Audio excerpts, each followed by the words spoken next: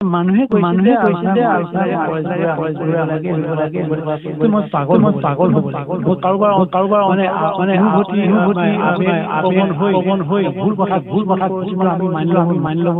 মই জুবিন গাৰ্গৰ হত্যাকাৰীক মাৰিবলৈ মই পাগল নেকি এনেকুৱা ধৰণৰ মন্তব্য দাঙি ধৰিছে আমাৰ পৰেশ বৰুৱা ডাঙৰীয়াই। আমি সেইটো পৰেশ বৰুৱা ডাঙৰীয়া সেইটো বিচৰা নাছিলোঁ। ভাল এটা কিবা এটা সিদ্ধান্ত পাম বুলিয়ে ভাবিছিলোঁ, ভাল এটা কিবা এটা পাম বুলি ভাবিছিলোঁ, কিন্তু এনেকুৱা ধৰণৰ মন্তব্য দাঙি ধৰিছে। আচৰিত ভয়ংকৰ বিস্ফোৰক মন্তব্য আগবঢ়াইছে তেওঁ, যে কৈছে যে জুবিনৰ হত্যাকাৰী মাৰিবলৈ মই পাগল নেকি। আৰু বহুতো কিছুমান মন্তব্য দাঙি ধৰিছে। এই কল ৰেকৰ্ডিংটো আপোনালোকে শুনিলে আচৰিত খাই যাব। বুকু কপি যোৱা এটা কল ৰেকৰ্ডিং আপোনালোকৰ মাজলৈ লৈ আহিছোঁ। এনেকুৱা ধৰণৰ কল ৰেকৰ্ডিং, যাৰ বাবে কোটি কোটি মানুহে চাকি বন্তি জ্বলাই আছে জুবিন দাৰ ন্যায়ৰ কাৰণে। আমিও কিমান জুবিন দাৰ কাৰণে কিমান কান্দিছোঁ, দুখ কৰি জুবিন দাৰ বাবে ন্যায় পাবলৈ আমি মাত মাতি আছোঁ। কিন্তু এনেকুৱা সময়তে এটা যিহেতু কল ৰেকৰ্ডিং, সাংবাদিকে তেওঁলৈ ফোন কৰি সুধিছিলে জুবিন দাৰ ন্যায় কথালৈ, কিয় মাত মতা নাছিলে ইমান দিনে পৰেশ বৰুৱা ডাঙৰীয়াই কিয় মাত মতা নাছিলে বুলি সুধিছিলে। এতিয়া তেওঁ এটা কল ৰেকৰ্ডিঙৰ সকলোখিনি স্পষ্টকৈ খুলি কৈছে। এনেকুৱা ধৰণৰ কল ৰেকৰ্ডিং দিছে, যিটো কল ৰেকৰ্ডিং শুনিলে গাৰ নোম শিয়ৰি উঠিব। আমি যিহেতু পৰেশ বৰুৱা ডাঙৰীয়াই বহুতৰ ক্ষেত্ৰত মাত মাতে, বহুতো ভাল ভাল কথা কয়, আমি শ্ৰদ্ধা কৰোঁ, সন্মান কৰোঁ, তেনে এজন ডাঙৰীয়াক আমি সন্মান কৰোঁ। আজি ভাল এটা কিবা এটা ক'ব বুলি ভাবিছে, ভাল এটা সিদ্ধান্ত ল'ব নি, সঁচাকৈ জুবিন গাৰ্গক হত্যা কৰি মাৰিব নি, সিদ্ধাৰ্থ শেখৰ শ্যামকানুহঁতক এই কুকুৰকেইটাক মাৰিব বুলি ভাবিছিলোঁ। কিন্তু উল্টাটোৱে হ'ল। ভাবিলেই দুখ লাগে। আমি যিটো বিচাৰি আছিলোঁ জুবিন দাৰ ন্যায়ৰ কাৰণে, কিন্তু পৰেশ বৰুৱা ডাঙৰীয়াই তাতোতকৈ উল্টাকৈ কৈছে যে মই পাগল নেকি। সঁচাই শুনি দুখো লাগিছে। আগতে এবাৰ যিহেতু সত্ৰাধিকাৰজনৰ জুবিন দাক বহুত বেয়াকৈ মানে সাও দিছিলে বুলি কৈছে। আৰু হয়, মানুহৰ জীৱনত ভুল হয়েই কিছুমান। আৰু জুবিন দা হৈছে ফংফঙীয়া মানুহ এজন। তেওঁ যিবিলাক কথা কয় হয়তো তেওঁ পেটত নাৰাখে, মুখত যিটো আছে সেইটোৱে কৈ দিয়ে। আৰু সেই কথাটোকে লৈ ইমানকৈ ধৰি বান্ধি থাকিব নালাগে। কাৰণ এজন ইমান আমাৰ হিয়াৰ আমঠু প্ৰাণৰ এজন শিল্পী আমাৰ মাজৰ পৰা গুচি গৈছে, সেইটোৱে দুখ কৰিব লাগে। এতিয়া মৃত্যু হোৱাৰ পাছত এইখিনি কথাটো কৈ লাভ নাই নহয়, একো লাভ নাই। জুবিন দাই যিমানখিনি মানুহক সহায় কৰিছিলে, যিমানখিনি মানুহক চাইছিলে, সেইখিনি এতিয়া গুণো নাইকিয়া নিচিনা হৈছে। কিছুমান মানুহে কিছুমান মন্তব্য দাঙি ধৰিছে। যি কি নহয়, ভগৱান আছে, ভগৱানে ন্যায় দিব। যদি তেওঁলোকে ভুল কৰিছে, যদি জুবিন দাৰ লগত যিটো অৱহেলা কৰিলে, তেওঁলোকে দস্তমত শাস্তি পাব। কাৰণ কোটি কোটি মানুহৰ এই ধূপ চাকিৰ বন্তিৰ হিয়াৰ আবেগ কান্দোন সকলোখিনি তেওঁলোকৰ গাত লাগিবই। আৰু এই কলে কিন্তু আপোনালোকে শুনকচোন বাৰু, কি ক'লেনো পৰেশ বৰুৱা ডাঙৰীয়াই। মই আন এটা বিষয় জুবিন গাৰ্গ সন্দৰ্ভত জানিব বিচাৰিম। আপোনালোকে ইতিমধ্যে জুবিন গাৰ্গক হেৰুৱাৰ আপোনালোকে বিবৃতি দিছিলে বাৰু। গোটেই বিষয়খনত এতিয়া শেহতীয়াভাৱে যিটো পৰ্যায়লৈ গৈছে, যিটো পৰিস্থিতি চলি আছে, সকলোৱে ন্যায়ৰ দাবী কৰিছে, কি ভাবে আপুনি এই বিষয়টোক লৈ? বিভিন্নজনে বিভিন্ন ভাৱে আৰু বিভিন্ন মানে কি আমাৰ সৰহসংখ্যক জনগণ আমাৰ যিটো এই ন্যায় বিষয়টো কেনেকৈ চাব লাগে, ইয়াত ন্যায় বিষয়টো পাবলৈ হ'লে বিজ্ঞানসন্মতভাৱে ন্যায়সংগতভাৱে পোৱাৰ ন্যায্যতা পোৱাৰ কাৰণে ন্যায়সংগতভাৱে কি কাৰণত আমি পাব পাৰোঁ, কি কাৰণত আমি এই বিষয়টো বা আমাক ন্যায় লাগে বুলি কৈ আজি অতি সোনকালে ন্যায় লাগে, এই কথাবিলাক যেতিয়া আপুনি কোনো ৰাষ্ট্ৰপক্ষকে হয় বা আহ্বান জনায় বা ডিমাণ্ড কৰে, কৰাৰ আগতে বহুবাৰ ভাবিও চাব লাগে। কিছু আমাৰ শিক্ষিত সমাজেও যি ন্যায় বিষয় তন্নত আমাকতো বেছি জানিব পাৰে, তেখেতসকলো বিভিন্ন ধৰণৰ কথাবিলাক কৰি আছে। দুই পক্ষই কৈছে, চৰকাৰ পক্ষ, বিভিন্ন ৰাজনীতিক দলবিলাকে প্ৰতিটো ৰাজনীতিৰ নিজৰ দৃষ্টিকোণৰ পৰা নিজৰ লাভাংশতো কেনেকৈ মানে লাভান্বিত হ'ব। ৰাজনীতিক দলবিলাকতো লাভান্বিত হোৱাতে থাকিব, বিজেপি হওক, এজিপি হওক, আজাপ হওক, কংগ্ৰেছ হওক, চবেইতো নিজৰ তালে চলিব। কেনেকৈ ইহঁতি ইয়াৰ পৰা গোটেই ইছ্যুটোৰ পৰা জুবিন গাৰ্গক এই ইছ্যুটো মৃত্যুৰ পিছত কেনেকৈ ইয়াক মানে নেৰেটিভ কৰিব লাগে, কেনেকৈ ইয়াক কোন পথে নিলে মানুহক আৰু আৱেগিক কৰিব লাগে, এইটো এটা হৈ আছে। এইটোতো আমিও দেখিছোঁ। আৰু এইখিনি আমাৰ যিসকল জুবিন সমৰ্থক বুলি কৈছে, অন্ধ সমৰ্থক, খুবেই আৱেগিক, কিছুমান সকলো অন্ধ সমৰ্থকেই যে আৱেগিক অন্ধ সমৰ্থক আৱেগিক হোৱাটো স্বাভাৱিক। কিছুমান আৰ্টিফিচিয়েল মানে সমৰ্থক আছে, আৰ্টিফিচিয়েল সমৰ্থকবিলাকে আছে এই কোনটো সময়ত কি বিষয় দিলে সিহঁতে নিজেও এটা পপুলাৰ স্কিনত আহিব পৰা যায়। এই এনেকুৱাবিলাকো কৰি থকা আমি দেখিছোঁ। আজি জুবিনৰ বিষয়টো প্ৰথম কথা হৈছে জুবিন কোন দেশত মৃত্যু হৈছিল, কেনেকৈ মৃত্যু হৈছে, এইটোতো লাহে লাহে সকলোৱে গম পাইছে। এতিয়া তাৰ পৰা আমি ধৰিব লাগিব, তাৰ পৰাই প্ৰথম আহিব লাগিব মৃত্যু কিবা ফাউল প্লে হৈছে নেকি, ফাউল প্লে হৈ কোনোবাই ফাউল প্লে কৰি তাত আঘাত কৰিছে নেকি, তাৰ মৃত্যু মুখলৈ ঠেলি দিছে নেকি।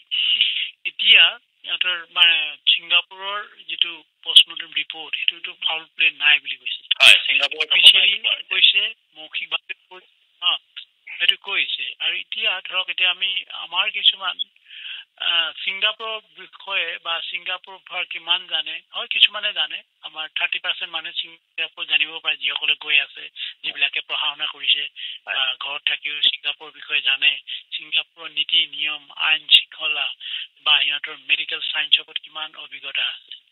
তো আমাৰ যিখিনি জানো, আমিতো আজি নহয় মই 90 দশকৰ পৰাই জানোতো ছিংগাপুৰ কিমান মানে মেডিকেল চায়েন্সত কিমান ডেভেলপ, আজি কিমান ডেভেলপ আমি জানো ন, এইবিলাক জনাৰ কাৰণে কৈছোঁ। আৰু সিহঁতৰ প্ৰশাসনিক চিষ্টেমটো কিমান নিকা, পুলিচ প্ৰশাসনটো কিমান নিকা, সিহঁতে তাতো কাৰাপশ্যনটো নিলেই বুলিয়ে ক'ব লাগিব, কাৰাপশ্যন নাই, ড্ৰাগছৰ ওপৰত 100% মানে 0 টলাৰেঞ্চ, আৰু লগে লগে সিহঁতৰ ন্যায় চিষ্টেমটো একদম একেবাৰে কি ধৰণে সিহঁতে কোনো মাৰপিট নকৰাকৈ সিহঁতে চাইণ্টিফিক ইণ্টিগ্ৰেশ্যন কৰে, সেইবিলাকতো আৰু তুলনা কৰিব নোৱাৰি, ভাৰতৰ লগত কোনো তুলনা নহয়, অসমৰ লগতো নহয়। আৰু এই তেনেকুৱা এখন দেশৰ মেডিকেল পদ্ধতিত তাৰ পৰা সেই মেডিকেল পদ্ধতিৰ পৰা মানে পষ্টমৰ্টেম কৰি ওলোৱা ৰিপৰ্টবিলাক সেইটো মানে খুবেই তত্ত্বগধুৰ আৰু গোটেই মানে এইটো কি কয় মানি ল'ব পৰাৰ মানে যুক্তি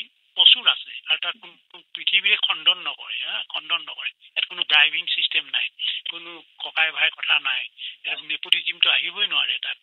এই কথাবিলাকো এইবিলাক চাইছে দিছে, দিয়াৰ পিছত এতিয়া বিভিন্ন জনে সাক্ষী দিছে, কি দিছে, সাক্ষীবিলাকতো কোনে অপেনলি কোৱা নাই, তো কোনোবাই শুনা মতে হিয়েৰছে হৈছে, হিয়েৰছে কৰিছে, হিয়েৰছে কথাবিলাক কোনোবাই বনাই দিছে, এনেকুৱা সুন্দৰকৈ ৰিল বনাই দিছে, সঁচা নিচিনাকৈ লগাই দিব। যিবিলাকে অন্ধ চায়েন্সক বিশ্বাস নকৰে, গোটেই চিষ্টেমটোক নেজানে, সিহঁতি বিভিন্ন ধৰণৰ বিভিন্ন প্ৰক্ৰিয়াৰে মানে এখিনি মানুহক উত্তেজিত কৰি থকাটো দেখিছোঁ। সকলো পক্ষই কৰিছে, তো সকলো পক্ষই চৰকাৰ কৰিছে, বিপক্ষও কৰিছে, ৰাজনৈতিক দল সংগঠন চবেই কৰি আছে। তো যাৰ স্বাৰ্থত যেনেকে ঠিকেই ভাল পাইছে, ভাল পোৱাটো স্বাভাৱিক। আমি দুপ্ৰকাশ কৰিছোঁ আৰু আমিতো আগৰ পৰা কৈ আছো জুবিনৰ কিছুমান পাৰ্চনেল মানে ব্যক্তিগত হলেও যি নেকি তাৰ নিজৰ কাৰণে ক্ষতি, সমাজৰ কাৰণে ক্ষতি, এই কথাটোতো আমি অপোজে কৰি আহিছিলো। মই প্ৰথম কৈছো, সংগঠনৰ হৈ মই প্ৰথম কৈছো, বহুবাৰ কৈছো, আমি বহুতবাৰ বহুত ধৰণে কৈছো যে এনেকুৱা এটা এই জীৱনটো তোমাৰ যিটো প্ৰচুৰ প্ৰতিভা সম্পন্ন তুমি দেখাইছা, তোমাৰ প্ৰতিভা সংগীত পথাৰখনত অসমতে নহয় অসমৰ বাহিৰতো ভাৰততো মানে ইয়াৰ প্ৰসাৰতা বৃদ্ধি পাইছিলে, বাংলাদেশৰ পৃথিৱীৰ বিভিন্ন প্ৰান্তত প্ৰসাৰতা বৃদ্ধি পাইছিলে। ইয়াৰ গানৰ ওপৰত, গান গোৱাৰ শৈলীৰ ওপৰত, ইয়াৰ মাতৰ ওপৰত, ভংগীমাৰ ওপৰত খুব মানুহে পৰিচিত। আৰু যিবিলাক ইনষ্ট্ৰুমেণ্টেল যিবিলাক বাদ্যযন্ত্ৰৰ ওপৰতো 12টাকৈ 13টাকৈ ইনষ্ট্ৰুমেণ্ট বজা অসাধাৰণটো। এই প্ৰতিভাটো জীয়াই ৰাখিবৰ কাৰণে এই নিজে এটা চেষ্টা কৰিব লাগিব, নিজৰ চেষ্টাটো কেনেকে কৰিব লাগিব, দেহা থাকিলে বেহাটো, হয়নে বাৰু? Health is first, health is well. মানুহৰ কিবা এটা কৰিবলৈ হলে দীৰ্ঘম্যাদী কিবা এটা দেশটো জাতিৰ কাৰণে নিজৰ কাৰণে হলেও কিবা এটা কৰিবলৈ হলে হেল্থটো প্ৰথম, health is well, health first. এইটো কোনোদিন ইম্পৰ্টেণ্ট মানে সেইটো গুৰুত্ব দিয়া নাছিলে, গুৰুত্ব নিদিয়াৰ কাৰণে আজি এই যে পৰিণতিটো ঘটিলে, এইটো এটা প্ৰধান কাৰণ। এইটো এটা মানুহে যিয়ে নকওক লাগে, যেনেকৈ মেডিকেল চায়েন্সে কৰিছে, কিয় নকৰিছে, এটা উশৃংখল জীৱন এইটো আমাৰ কাৰো কাম্য নাছিলে। আৰু বিভিন্ন সমৰ্থকসকলো যিসকলে অন্ধ সমৰ্থকসকলো এইটো কামনা কৰা নাছিলে না আছিলে মই নাজানো, কিন্তু আমি কামনা কৰা নাছিলো। আৰু সেইকাৰণে আমি সময়ে তাক বিভিন্ন সুৰত কথাবিলাকো কওঁ মই নিজে ব্যক্তিগতভাৱে তাক কৈ আছিল তুমি মদ নাখাবা ধপাত নাখাবা আৰু ৰাগিয়াল বস্তু নাখাবা প্ৰকৃতিৰ লগত প্ৰকৃতিৰ নিয়মৰ বিৰুদ্ধে তুমি নেযাবা মই এজন প্ৰথম মানে সেইকাৰণেই কৈছো এতিয়া যি মই ব্যক্তিগতভাৱে কৈছো আৰু প্ৰথম মাজুলী যিটো বিতৰ্ক সত্ৰাধিকাৰীসকলৰ পৰা যিবিলাক আহিছিলে সত্ৰাধিকাৰীসকলক যিভাৱে কৈছিলে মদ খাইছিলে হয়তো সি মাতাল নহয় যে ভালভাৱে কৰে যে প্ৰভুসকল আপুনি এইটো কৰকচোন এনেকুৱা কৰক হয়তো তাৰ কথা শুনিলে কিন্তু এনেকুৱা ধৰণে তাৰ যিবিলাক মই কৈছো ব্যক্তিগত যিটো খামখেয়ালি মদ মাতাল আৰু মেৰি মানে আনন্দ মদ মাতাল হৈ আনন্দ নকৰে নহয় দুৰ্ঘটনা ঘটি পেলাই নিজে ইনভাইট কৰি লৈ অহা হয় মদ খাই মাতাল হলে ইয়াতো হিতাহিত জ্ঞান হেৰাই যায়তো কেনেকুৱা কথা কব কি কব এইটোৰ পৰা পৰিত্ৰাণ পাবৰ কাৰণে মইতো প্ৰথম কৈছো অপেনলি কৈছো তই এইটো নকৰিবি আজি জুবিন আমাৰ যিসকল সমৰ্থক আছে অন্ধভক্ত এইসকলে কৈছিলে নে জুবিনক মইতো নুশুনিলো এদিনো শুনা নাই তই নেখাবি তাৰ লগতেতো বিভিন্ন ধৰণৰ কথাবিলাক কৈ জুবিনক আৰু হিতাপ কৰাই দিছে আৰু উৎসাহিত কৰিছে তই দিনে ৰাতিয়ে মদ খা খালি গান গাই থাকিবি আমাৰ কাৰণে সিহঁতৰ মানে যিমান যুৱ চামৰ কিছু মানসিক মানে হেৰি আছে ডিপ্ৰেশ্যন আছে কিবা আছে গান শুনিলে ভাল পায় জুবিন আমাক গান গাবই লাগিব মদ খাওক কি আমাৰ জুবিন দাই মদ খাওক ৰাগিয়াল বস্তু খা তাৰ কাৰণে ভোগ নাই ৰাগিয়াল বস্তু খাই মানে একদম হৈ মাত্ৰ স্বাস্থ্য অৱনতি ঘৰৰ সেইবিলাক খালি গানটো লাগে শুনিব লাগে সেই অন্ধভক্ত হলে নহবতো তেনেকুৱা অন্ধভক্ত নহয় ক'ব লাগে স্বাস্থ্যৰ প্ৰতিও যত্ন ল'ব লাগে কৈছে নে কোনোবাই যিসকলে একেলগতে মদ খাই আছিলে আজি যে কৈছে বিভিন্ন ধৰণৰ কথাবিলাক কৈছিলে নে জুবিনক আজি কৈছিলে জুবিন কিয় ভাল নহল কোনোতো আমি শুনা নাই আমি এনে কৈছো আজি কোনো এটাই কোৱা নাই জুবিন মদ নাখাব দে এনেকুৱা নাখাব দে জুবিন আপুনি মদ কোনোবাই যে কৈছে মই 1000বাৰ কৈছিলো কোনোবা এগৰাকী মহিলাই কৈছে নে কোনোবা এগৰাকী আমাৰ কি কয় মহিলাৰ ফালৰ পৰা বা কোনোবা এগৰাকী আমাৰ মানে নাৰী কুলৰ পৰা কৈছিলে নে তাক মদ নাখাবি কোনো আমি শুনা নাইতো আৰু মাজুলীৰ ঘটনাটো কেনেকুৱা ধৰণৰ হেৰিয়ৰ মানে সত্ৰাধিকাৰীসকলক যি ধৰণৰ আঘাত কৰিছিলে তাৰ প্ৰতি আঘাতটো কেনেকুৱা ধৰণৰ হৈছে তই গেলি মৰিবি তই অচিন বেমাৰত এনেকুৱাবিলাক হৈছে মই প্ৰথম কৈছো আপোনালোকে সত্ৰাধিকাৰী আপুনি প্ৰভু তুল্য আপোনালোকৰ ৰাইজে আপোনাক প্ৰভু বুলি মানে যিসকলে আপোনালোকৰ শিষ্য প্ৰভু মুখত এইবিলাক কথা ওলাব নাপায় আপুনি কওক মদ নাখাব মদ আমিও মদ নোখোৱা আমি আশীৰ্বাদ কৰিছো তই ভাল ল'ৰা হবি ভাল মানুহ হবি আৰু প্ৰগ্ৰেছ কৰিবি এই কথাটো এনেকে ক'লে আৰু বেছি শুদ্ধ আছে বুলি মই কৈছো আপোনালোকেতো ভুল কথা কৈছে মইতো তাত থিয় হৈছো কোনোবাই ক'লে নে মাজুলী সত্ৰাধিকাৰী যে এই অচিন ৰোগত মৰিবি তই মানে এনেকুৱা মৰিবি তই অচিন ৰোগ এনেকুৱাতো অপকাইছে টেলিভিশ্যনবিলাক কৰে সেই একে টেলিভিশ্যনত কোনোবাই ক'লে মোৰ বাহিৰে কোনোবা কৈছিলে নে কোনো কোৱা নাই কোনে তেতিয়াহ'লে জুবিনক বেছি ভাল পাইছিলে কোনে বেছি জুবিনক সংযুক্ত মুক্তি বাহিনী অসমে ভাল পাইছিলে তাক অসমে তাক বেছি ভাল পাইছিলে আৰু সেইকাৰণেতো তাক কৈছে এইটো নাখাবি এইটো নকৰিবা